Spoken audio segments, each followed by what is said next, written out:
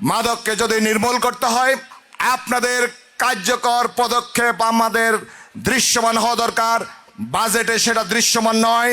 মাদক দ্রব্য নিয়ন্ত্রণ অধিদপ্তরকে জনবল দিতে হবে। প্রাণের স্পন্দন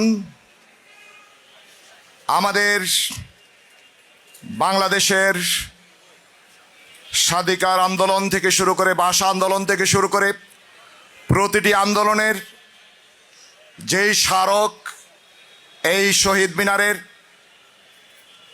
এখানে আজকের যেই প্রত্যয় দীপ্ত ঘোষণা, এই ঘোষণাকে বাস্তবায়নের জন্য আগামীর বাংলাদেশকে তরুণ প্রজন্মকে বাঁচাবার জন্য ইসলামী ছাত্র শিবির আজকে যে কর্মসূচি গ্রহণ করেছে, আমি আমার পক্ষ থেকে ইসলামী ছাত্র শিবিরের সাবেক একজন সদস্যের পক্ষ থেকে আমি ছাত্র শিবিরকে ধন্যবাদ এবং মোবারকবাদ জানাচ্ছি। এবং আমরা একটি কথা বলছি, এই বাংলাদেশ যারা বিনির্মাণ করবে, যারা এগিয়ে নেবে সমৃদ্ধির পথে, তাদেরকে ধ্বংস করে বাংলাদেশের উন্নয়ন, বাংলাদেশের সমৃদ্ধি কখনো কল্পনা করা যায় না।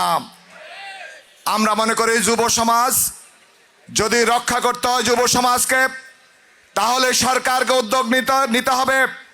মাদক দ্রব্য নিয়ন্ত্রণ অধিদপ্তরকে জনবল দিতে হবে। সারা বাংলাদেশে প্রতিটি জেলায় একটি গাড়ি সামান্য জনবল দিয়ে মাদক দ্রব্য নিয়ন্ত্রণ করা যাবে না। মাদক সিন্ডিকেট ভাঙতে হলে পাড়ায় মহল্লায় প্রতিটি এলাকায় আমাদের যুবকদেরকে সাথে নিয়ে, ছাত্রদের সাথে নিয়ে, দেশপ্রেমিক জনতাদের সাথে নিয়ে আমরা এই মাদকের করাল গ্রাস থেকে বাংলাদেশকে রক্ষা করবে ইনশাআল্লাহ। সর্বশেষে একটি কথা বলছি, যারা আজকে মাদকের বিরুদ্ধে কথা বলছেন, সরকার কথা বলছেন, এই বাজেটে আপনারা ট্যাক্স আরোপ করেছেন 46%, 20% বিভিন্ন ক্যাটাগরিতে প্রত্যক্ষ এবং পরোক্ষ কর। আর মাদকের বিরুদ্ধে যারা 75% সিগারেট খায়, সেই তৃণমূল পর্যায়ে লোয়ার লেভেলে তাদের জন্য কর আরোপ করেছেন 3.33%। এটা হতে পারে না।